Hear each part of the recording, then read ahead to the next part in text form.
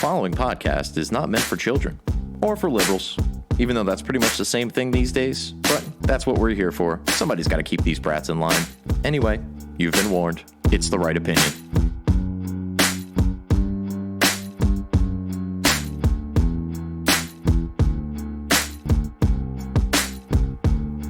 These days, our media's either incompetent or malevolent. They don't believe in heaven, but they acting like they heaven sent.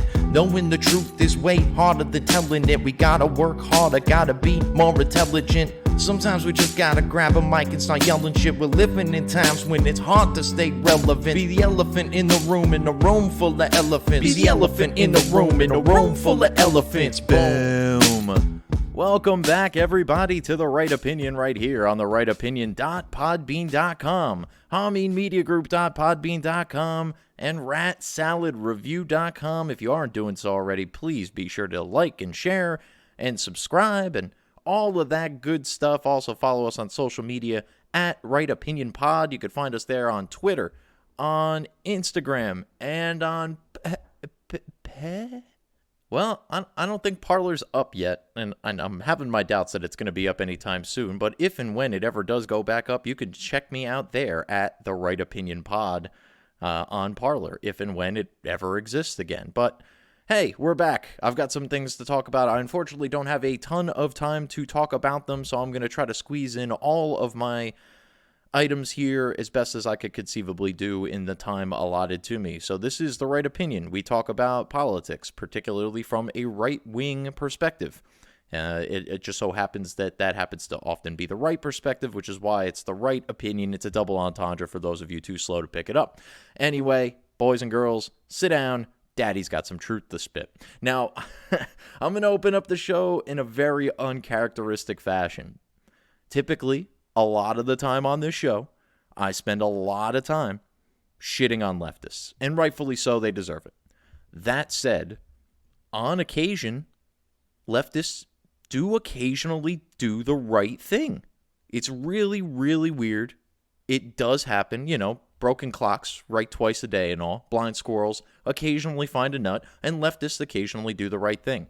So I've got 3 or 4 examples here, and I'm going to go through them, mostly because I think, not that they're listening to this show, but I think that when leftists do the right thing, we should reward them with some praise, right? This is positive reinforcement. It's like training a puppy. Oh, good, you peed on the pad. Here's your treat. That's sort of where we're at with these people, and they share the same level of intellect as a puppy anyway. But I'm going to open up with Politico. 2 editors at Politico recently reached out to and worked with Ben Shapiro to write their Monday morning playbook, or their morning playbook, or whatever it's called there. Basically, the morning playbook is kind of like a pseudo insider guide to what's going on for the given week or the given day or whatever the case may be. The editor for the morning playbook from Politico left a while ago, and the guy who was writing the regular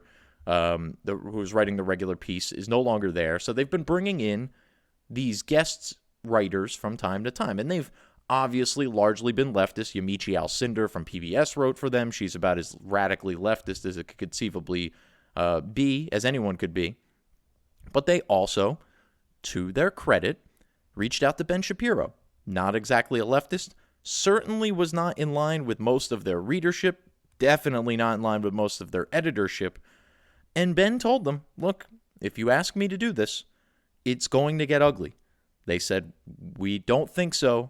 We're going to push forward. So more shockingly than anything that I just told you is that when Ben wrote for the Politico piece, the morning playbook, and the lashback that Ben told them they would get occurred, they didn't cower. They actually stood by their decision to publish Ben Shapiro.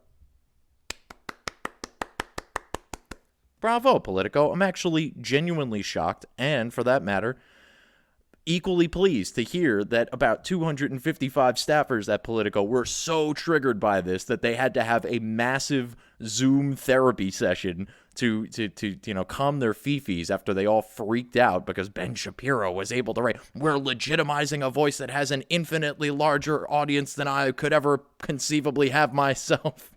Ben Shapiro is on regular radio across innumerable syndicates on a daily basis. Not to mention he has one of, if not the most popular political podcast in the country. I'm sorry to tell the fools at Politico that Ben Shapiro legitimized you more so than you could ever conceivably legitimize Ben Shapiro.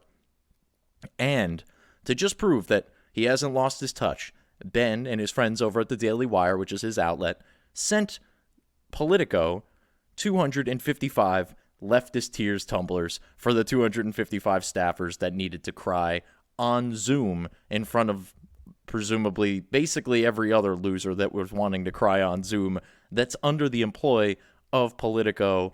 Bravo to the folks over at Daily Wire. That is some top tier right-wing level trollatry, and I'm here for it. I appreciate it very much so. That said, I have put a link to the Politico Playbook in the show notes for you this week. And look, I don't even care if you read it, but I'm asking you to click on it. Not that I want Politico to get all these extra clicks, but I'm wondering if maybe, just maybe, we give them enough positive reinforcement here and let them know that, hey, you can have Ben Shapiro write for you, and maybe you'll piss off some of your core audience, but some of us that are not core audience members of Politico will actually come over to your platform and see what Ben had to say, because I know this sounds crazy, but maybe on occasion you should let an opposing point of view have a voice so that people on your side, who generally don't read the Daily Wire, I can assure you, are aware of what the most prominent opinions are of some of the more prominent people on the right. And Ben Shapiro is obviously not a politician. He's not running for office anytime soon, but he's probably the loudest, most well-known voice on the right. He also happens to be incredibly rational and reasonable in the way that he looks at things. And while he voted for Trump in 2020, he has been more than willing to take a dump on Trump when the time calls for it. I think this is a great move by Politico. I encourage them to do more things like this. I have my doubts, especially based on the reaction that they got. By the way, again, Ben told them they would get this reaction, and they said, it'll be fine. And he's like, wow, you guys really don't know your own audience. And maybe, if nothing else comes of this, at least now maybe the folks at Politico are aware that when we tell you that the people on your side of the aisle are radical and insane, believe us. Seriously. Moving on, number 2, leftist that is getting applause this week, Matthew McConaughey. Hey. But Matthew McConaughey sat down, virtually, mind you, with Jordan Peterson recently and did an interview on Jordan Peterson's show. It was a really civil, really constructive conversation, dealt a lot with fame and how our society works and how Matthew McConaughey's managed to kind of navigate that space, really. Obviously, he's incredibly famous, in case some of you aren't aware. But Matthew McConaughey sitting down with Jordan Peterson got Matthew McConaughey a lot of shit. People freaked out. How dare you, once again, legitimize this voice? Which is, again, strange. While Matthew McConaughey is obviously the more famous of the two, I think if anyone was looking for, like, a solid political take or, like, a psychological take on something, I would think Jordan Peterson is the more legitimate of the two, but hey, I don't know. Maybe Matthew McConaughey and his Buicks that they don't pay him to drive, that he just drives anyway, which is complete and utter bullshit. Maybe he is the superior political intellect.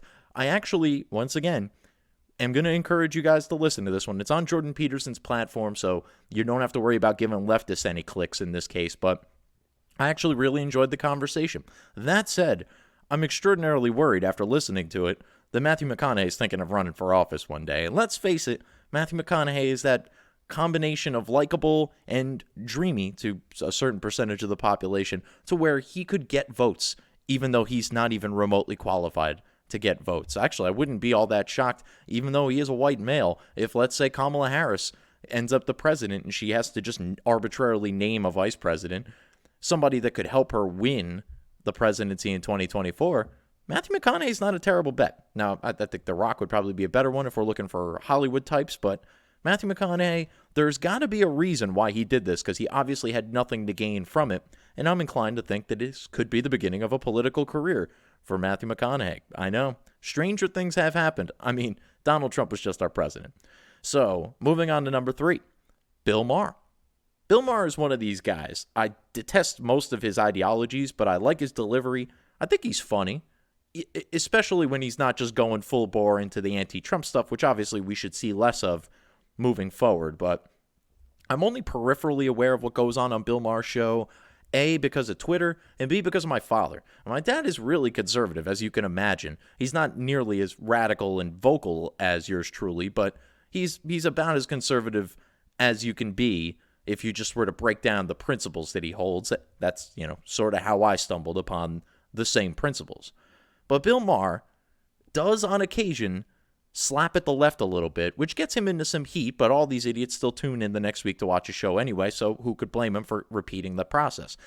Bill Maher had the audacity, the temerity, the testicular fortitude to differentiate between a few hundred idiots that broke into the Capitol on January 6, 2021, and the 75 million people who voted for Trump. I don't have the clip here. Don't feel like finding it, frankly, but that was basically the gist of his monologue for one of his more recent shows, is that he was telling people, look, if you're under the impression that every person who voted for Trump is okay with what happened on January 6th, you live in a bubble and you need to get out of it desperately. Because, again, people like Ben Shapiro, people like myself, people like Dan Bongino, people like Glenn Beck, people like Dave Rubin, like anybody who's in this conservative, libertarian, right-wing, anti-leftist, anti-communist space, I'm yet to hear a single person applaud what happened on January 6th. A single one. I'm not even hearing excuses being made. As angry as I was about it, I might have been the closest to coming up with some semblance of an excuse for what happened there. And again, I don't think anything that happened there should have happened. I'm appalled by the actions of those people. Every time I see a video of them beating up those Capitol Police, I don't even know what to do with myself, because clearly these people are just lost souls above and beyond whatever they've been fed by the news or the alternative media or QAnon or Trump or whatever. These people are clearly damaged individuals that can be easily talked into apparently anything, so much so that even if you're not telling them to do something, they will go out and do it anyway. We'll talk a little bit more about the incitement as we get into Meaningless Impeachment number 2, which we will definitely be talking about before I leave here today. Number 4 on the list, I actually don't have this on the list, and frankly, I don't know that he's a leftist, but he sure as fuck has been acting like one a lot recently. Dr. Anthony Fauci. So Dr. Fauci, you might remember, was the guy in charge of the coronavirus task force under President Trump. He, shockingly, has kept his job as the head of the coronavirus task force under President Biden, which is really weird because that same administration took office and immediately told everyone, oh, well, we don't actually have a plan for vaccine distribution. The previous administration didn't really have a plan, so we got to start from scratch, which was obviously not true, being that millions of people have already been vaccinated, but neither here nor there at the moment. That doesn't stop the media. They just go running with the lie.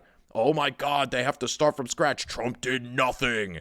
Because that's what they've been telling you for all this time anyway, so what difference would it make now if they just continue to perpetuate the lie for yet another several months? Anybody else seeing where this doesn't add up? Let me try to break it down this way for you. On one hand, Trump had a coronavirus task force team that was led by Anthony Fauci. They apparently did nothing.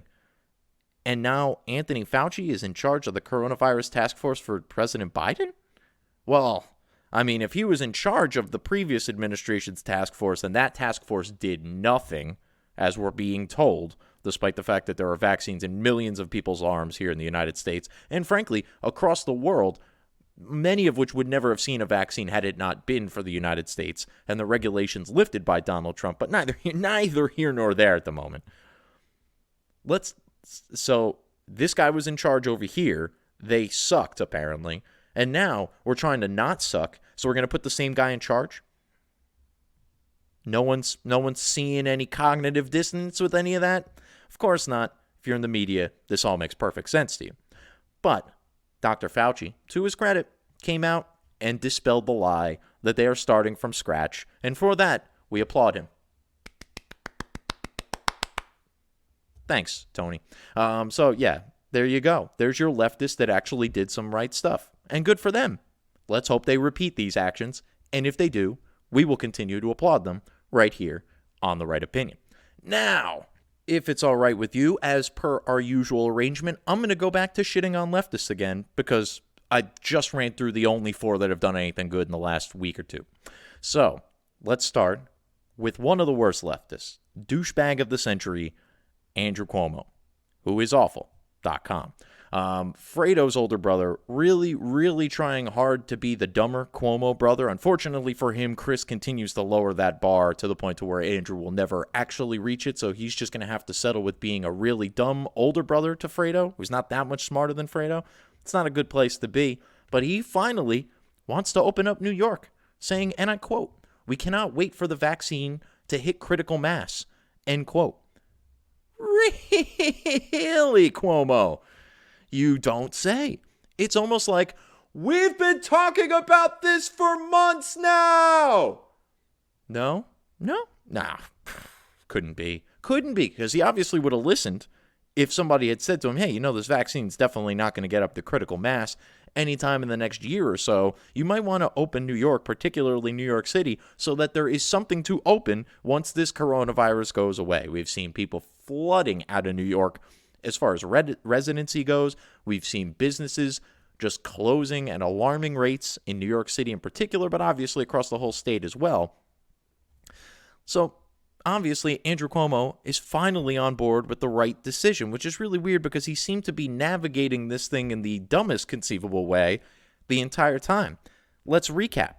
So, he closed New York too late to begin with. The virus had been going around for a month, and the left angle at that time was Trump's trying to fearmonger people into being scared so he can implement martial law, so we have to pretend like this virus isn't a thing, and we need to tell everybody to come down to Chinatown and do all this sort of stuff. And like every official in New York, including Cuomo and de Blasio, were encouraging everybody to go out and live their normal lives.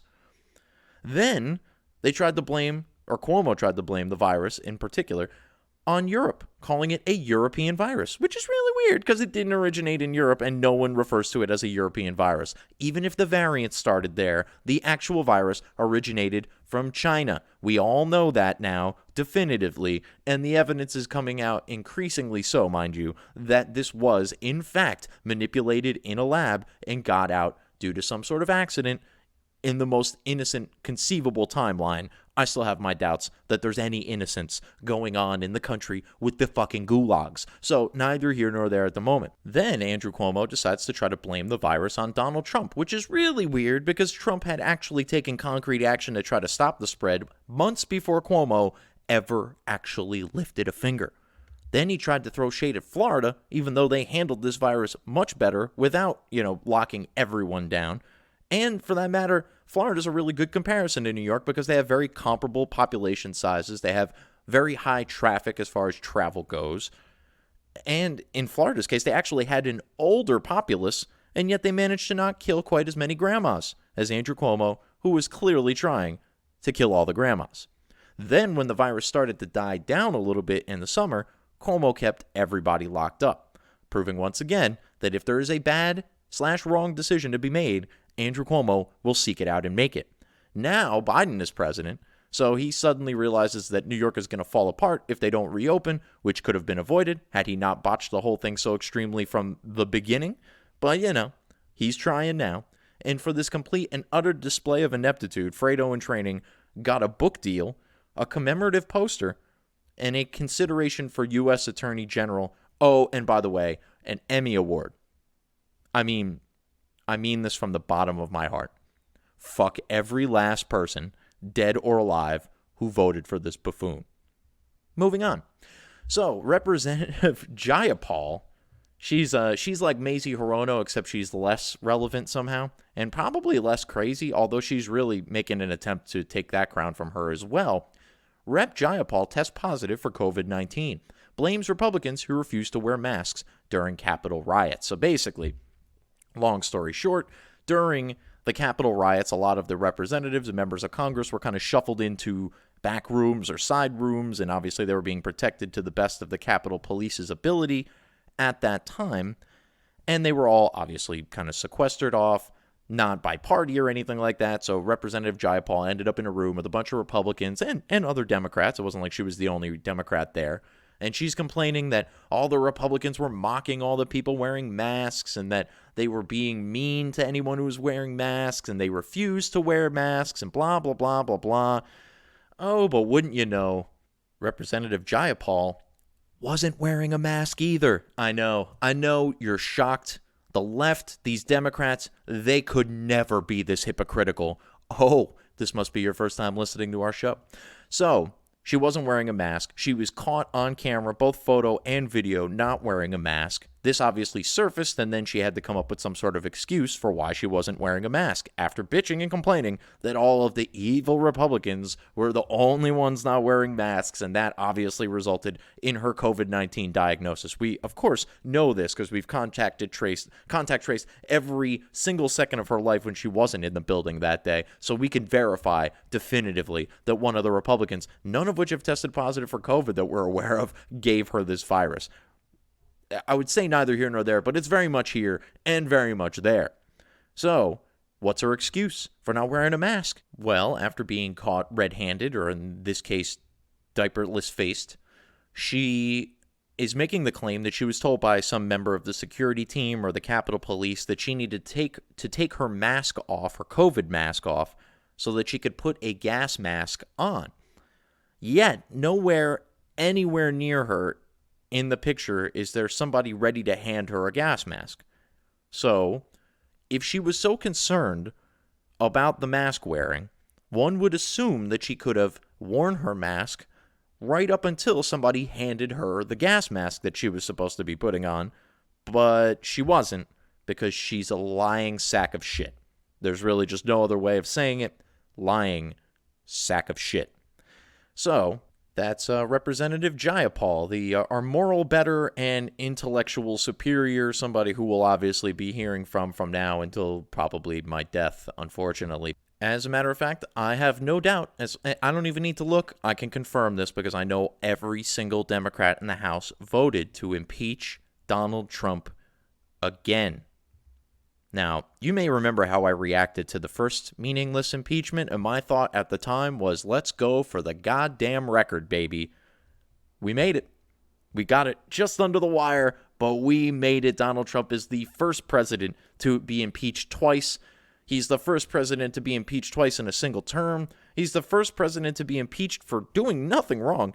He's also the first president to be impeached in a wholly partisan impeachment. That was the first time around. And the first president to be impeached twice and remain in office even for a couple of days, which is ultimately what ended up happening here. So what is the impeachment all about? Why are they doing this now? I think I touched on this a little bit in the past, maybe last episode, but basically the idea here is that they don't ever want Donald Trump to ever be able to run for office again, and more importantly than that, they don't want anyone like Donald Trump to ever run for office again. And I don't mean a Republican, and I don't mean a billionaire, because they will all fucking bend over backwards the second Jeff Bezos wants to run for office so that we can just anoint him king, because he's basically that anyway. Neither here nor there. I know I'm using that a lot, but I'm going on some tangents here. You're gonna have to just bear with me. Strap in, folks. So, impeachment. Why are we impeaching Donald Trump? Well, the reason that they're impeaching Donald Trump is supposedly because he incited violence and an insurrection at the Capitol. Now, they keep using that word. Boy, oh boy, would these people ever know what to do with an actual insurrection if they ever faced one? I mean, really? 100 idiots carrying flags is your idea of an insurrection?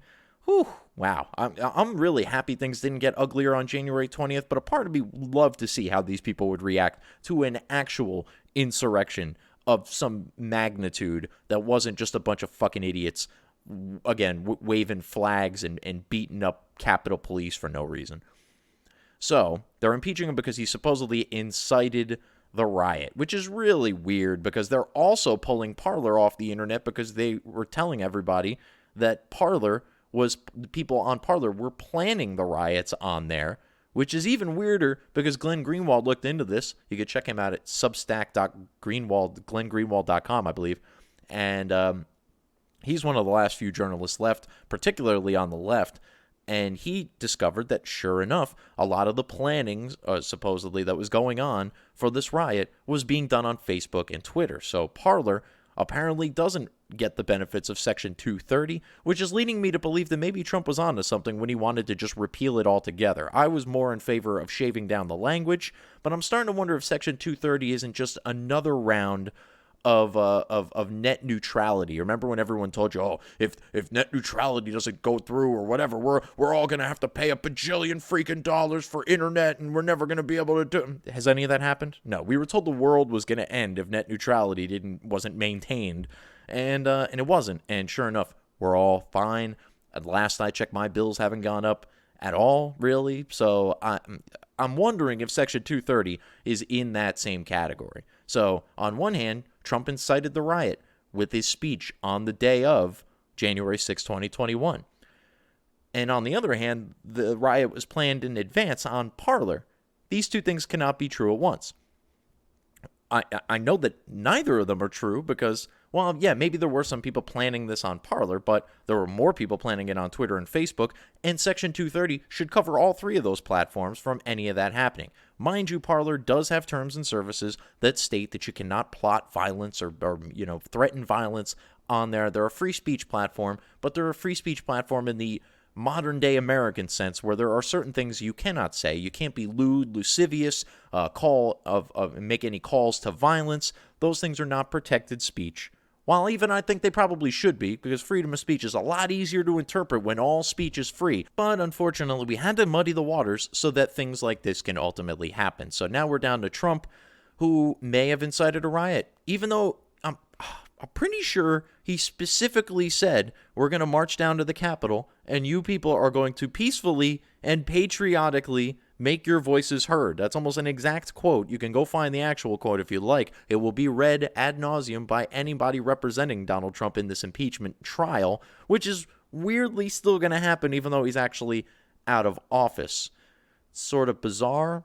But again, this is not about keeping Trump out of office. He's already out of office. This is about keeping Trump out of your lives forever. They think, for some reason, even though the first impeachment did not go well for them politically, and Donald Trump actually got a bump in his approval ratings, and then, of course, COVID hit, but they're going to try this again in hopes that this will bury Donald Trump once and for all, and that he will no longer have any political clout.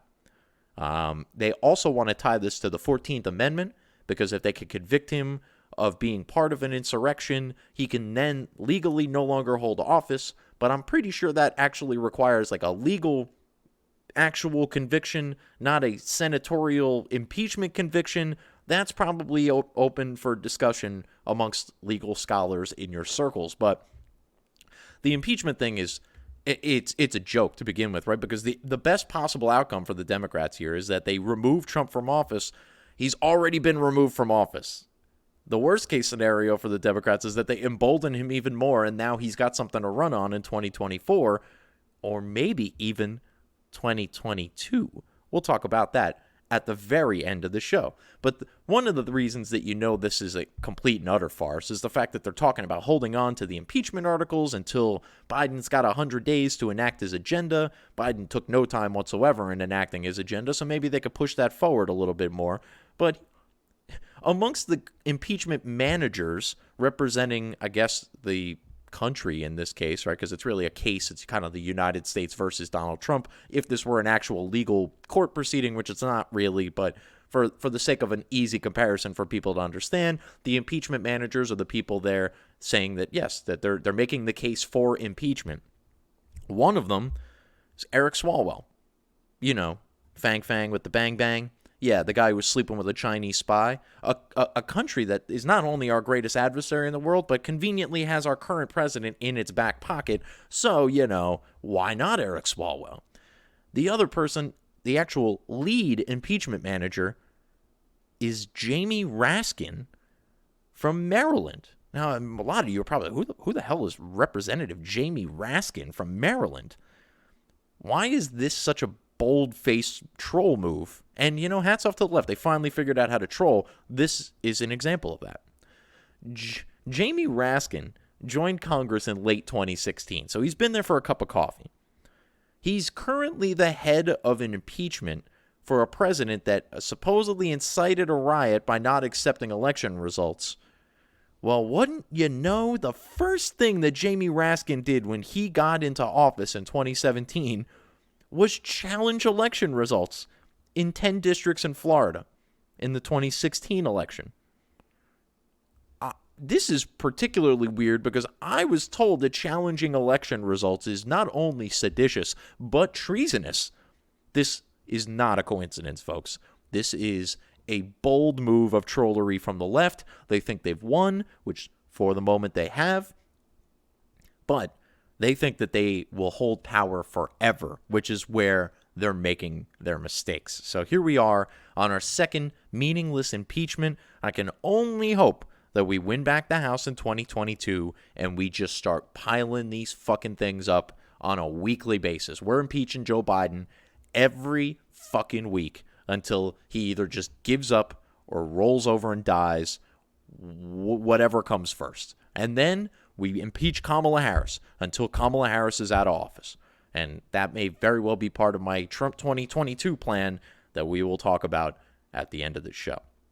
But let's get into Biden's executive orders, because the impeachment is just, it is just, the first one was nonsense. This one is just, it doesn't, I can't even come up with a word that's like, it's more nonsense. It's nonsensical. Like it's infinitely more nonsensical. The guy is out of office already. What we're wasting valuable taxpayer time and dollars on this instead of doing COVID relief or infrastructure or whatever it is that they claim that they want to do. This is how they're wasting their time and their energy, is impeaching a guy that's already out of office. It's bizarre, I'm aware. Let's talk about the guy who's in office right now. His name is Joe Biden. Old Joe. Sleepy, creepy, flippy, floppy, malarkey Joe. He made it, man. He fought his whole life to be president of the United States. If you in D.C., if you stick around long enough and you suck up to enough Chinese dictators, you can be president too. So, he signed 17 executive orders on his first day in office. Another weird thing, because I was told the number 17 is definitely a sign of QAnon. So maybe, Brian Stelter at Reliable Sources on CNN told me all 17s mean QAnon. So maybe Joe Biden was Q the whole time. Wouldn't that be some shit? But let's look into these 17 executive orders. I'm not going to go through all 17 of them, but there's some big ones here. And I just want to explain how wrong all of these are quickly and hopefully succinctly. Let's start with number 1. Executive order to stop the border wall construction. For those of you who don't know the history of the border wall, every one of your favorite Democrats voted for some semblance of a wall or a fence or a barrier at the border. This was totally normal, acceptable, and rational at the time. Donald Trump said he wants to build a wall, and suddenly anything pertaining to walls, if you lived in between walls, you were a racist. If your last name is Wall, you're a racist. All things pertaining to walls then became racist. If you have wall hangings in your house, they too are racist, and the fact that they're hanging probably makes it even more racist somehow. But stop border wall construction. So great, we've spent a lot of time and money to build a wall to stop illegal immigration.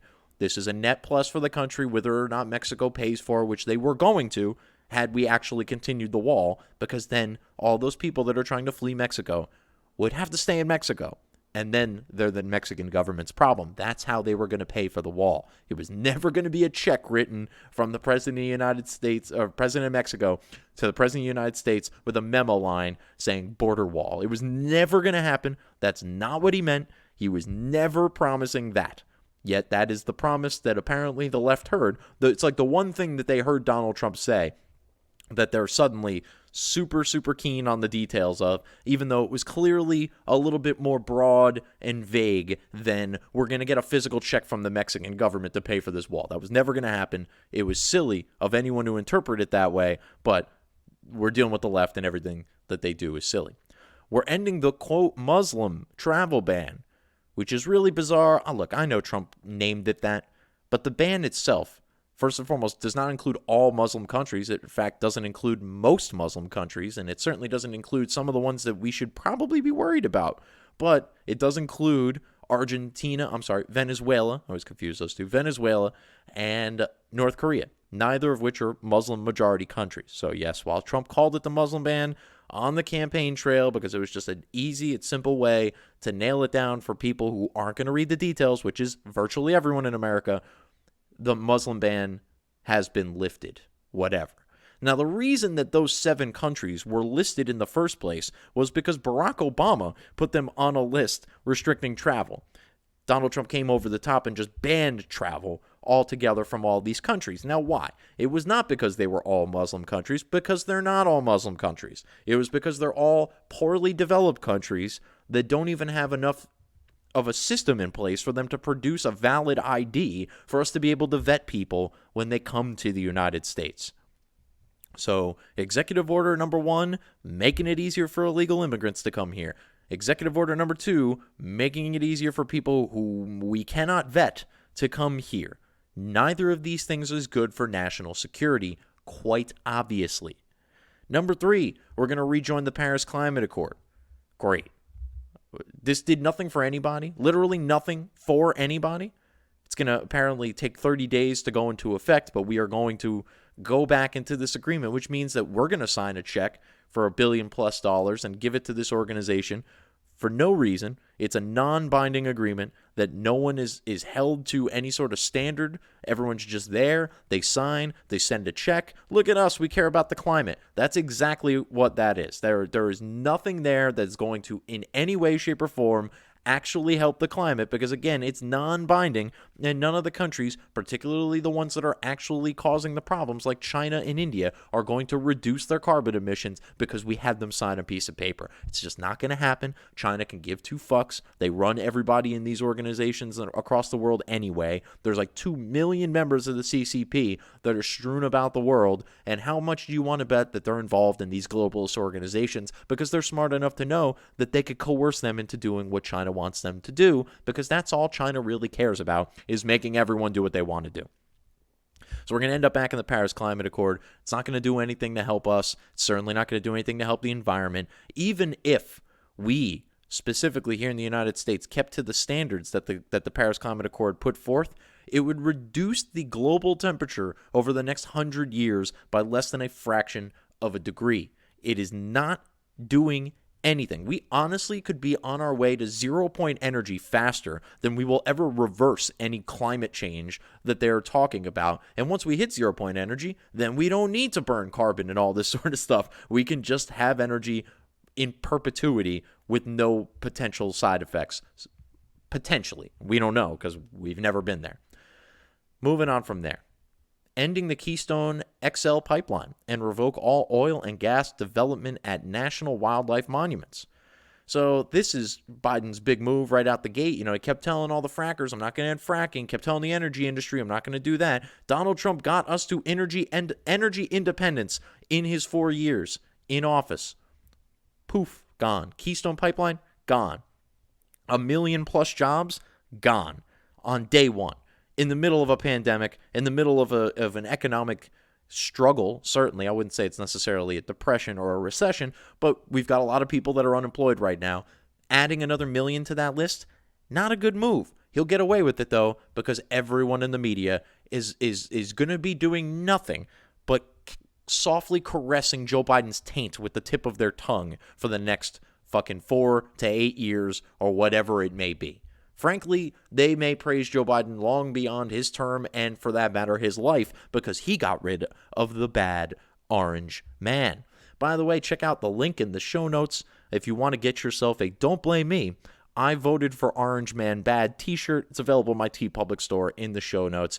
As per our usual arrangement, I don't really want to, nor do I have the capability of really making any extra money on all this. So anything that is made on my end will probably go to a charity, in all likelihood, the Wounded Warriors Foundation. So that's my charity of choice. That's probably where I'll send the money.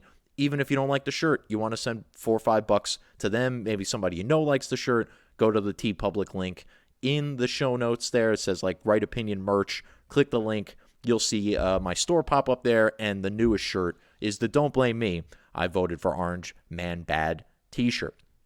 All right, number 5 on this list of Biden executive orders, we are going to count non-citizens on the U.S. Census again. Weird. I have no problem with us counting non-U.S. citizens on the U.S. Census. We should know who's here, And that way we can actually get a grasp on whether or not there's like 11 million or 20 million illegal immigrants in this country, though that would be a nice number to know, even if we're not going to necessarily do anything about it. But what they want to do is they want to count the non-citizens as far as how we delegate congressional seats and how we delegate things like that. That is not right. First and foremost, doesn't it incentivize border states to just let as many people in as conceivably possible so that they can increase their representation in Congress? It does, and it will, and that's basically what's going on anyway. You see all these sanctuary cities, sanctuary states. You could just completely ignore immigration law, and instead of being punished for it, you'll be rewarded with more seats in Congress. Isn't that awful? Like, what would be the positive of counting non-citizens on the census for that purpose? It's because they want to reconfigure everything so that there's more representation in blue states, because blue states are the ones that have been housing all these illegal immigrants because red states have been deporting them, and rightfully so. By the way, Joe Biden also tried to stop all deportations as one of these things, which I may not necessarily get to because this list is getting long and my time is getting short, but that's another thing that he wants to do, is to basically halt all deportations, presumably so he can make all of these people citizens, and then they will legitimately get representation in Congress, and at that case, rightfully so, but we shouldn't be making criminals citizens based solely on the fact that they're criminals and they're not citizens. I know, I'm a monster, I get it. Number 6, this will probably be the last one I cover because I don't know that I have the gusto to get through the other 11. We're going to rejoin the World Health Organization. Yes, that World Health Organization, the one that was just lying and covering up for China at every turn in the early days of this pandemic. They didn't call for travel bans until 2 months after Trump had started to ban travel. This entire organization is quite clearly, yet again, I feel like this has now just become like a meme, and it's not. They are in the back pocket of the Chinese Communist Party, and they were willing to do anything, including completely burying their own credibility to cover up for China's malfeasance or misfeasance in the case of the spread of the coronavirus. But nah, we're just going to go right back in there. We're going to start funding this organization again. This organization fucking lied to everyone. These are the world experts on these types of issues, and they just fucking lied. They just pretended that it wasn't airborne. They pretended it wasn't an issue. Oh, no. Not only are travel bans not recommended, but we recommend that you don't ban travel. Like, really, you should just keep travel going. As much as, look, Donald Trump's not an epidemiologist. He's not a doctor. He's not an expert on anything. Donald Trump handled this thing infinitely better than the World Health Organization ever did or ever made any attempt to do. But we're going to go back in there. We're going to fund him. We're going to send Fauci. He's going to join the board. He's going to sit there and Jeffrey Toobin his way through Zoom meetings over there now that he's back with his buddies over at the CCP, WHO. So that's it. I don't have enough energy to get through all these things. Here's some speculation to leave you with, because I had a couple of things. There's a lot of questions floating around out there, and I think people deserve answers. And I don't know if you're going to get them from the right places, but you can get them from the right opinion. So in closing, some speculation. Why didn't Trump pardon Julian Assange? I got to tell you, this is probably purely personal. Assange had multiple opportunities to give up his source on the DNC emails. He went as far as to say it wasn't Russia publicly, but wasn't willing to actually provide any hard evidence to prove it wasn't Russia. Had he done so, we could have avoided a lot of the Russia investigation nonsense. We might have even been able to pin some things on the actual evildoers in this whole case, the Obama-Biden administration at the time, and Jim Comey's FBI and John Brennan's CIA. And had Assange spilled the beans, we might have been able to avoid a lot of the chaos that occurred in the first 2 to 3 years of the Trump administration. And, Assange, to his credit, he's tight-lipped. He's a real journalist. He likes to protect his source. That's great. But that doesn't mean that Donald Trump is supposed to pardon you. Sorry, it's probably entirely a grudge here. And look, when you have the pardon power, you get to make those decisions. Julian Assange didn't get pardoned. Lil Wayne did. One of them supported. The other did not.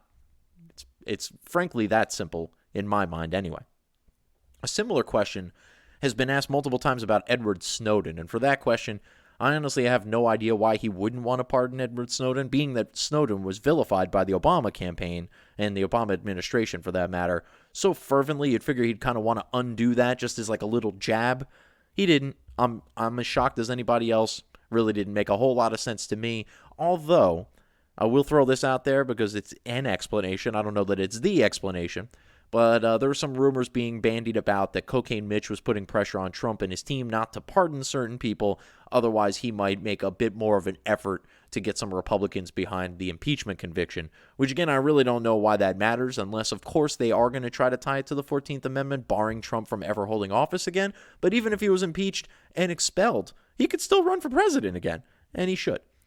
So, moving on from there, why did Trump revoke the Drain the Swamp executive order? This is a big one. I got the answer for you on this one. This is the right opinion, if there ever was one. So why did Trump revoke this order? Okay, well, what was the order in the first place? Basically, the order he signed, like on his first day in office, said that members of his administration are barred from lobbying the government for 5 years after leaving office, particularly for foreign governments.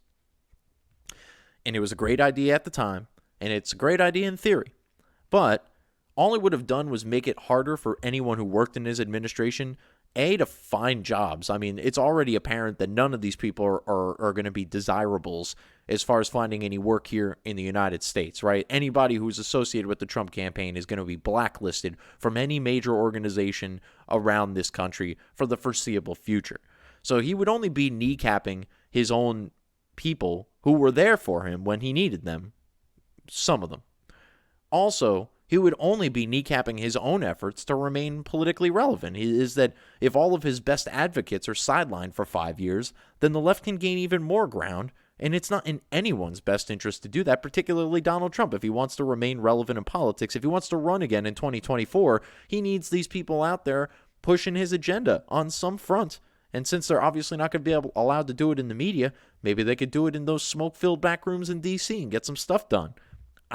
It's not my favorite method. I hate those smoke-filled back rooms in D.C. I think everyone should be zooming into Congress from their home states so that their actual people that they represent can go knock on the door and be like, hey, Nancy, maybe put down the ice cream and the vodka and do something for fucking America for once, you feckless cunt. Yes, I use that term very specifically. My 2021 New Year's resolution is to use the word cunt more often, so I'm going to try to get as many cunts up in this show as humanly possible. If that's going to turn you off, let me know now. Maybe I could tune it out a little bit. But last but not least, here's the big speculation, the big Trump 2022 plan, and I gotta hat tip my lovely girlfriend for sharing this idea with me. I think she said she read it somewhere else, but I'm giving her credit for this because this is fucking glorious. I let out a belly laugh, the likes of which you have never actually seen somebody do in real life outside of like a sitcom. This is brilliant. I don't know that it's gonna happen, mostly because I don't think the GOP is this smart. Never really put much faith in them to begin with, but here is what my lovely lady laid out. Everyone's talking about running in 2024 for Trump. What if he runs in 2022? What if he runs in Florida, becomes a representative in the House? He'll win in Florida in a cakewalk, no doubt about it. It's an easy path back into government if he wants it. But why would he just want to be a representative in the House? He doesn't want to just be a representative in the House. No.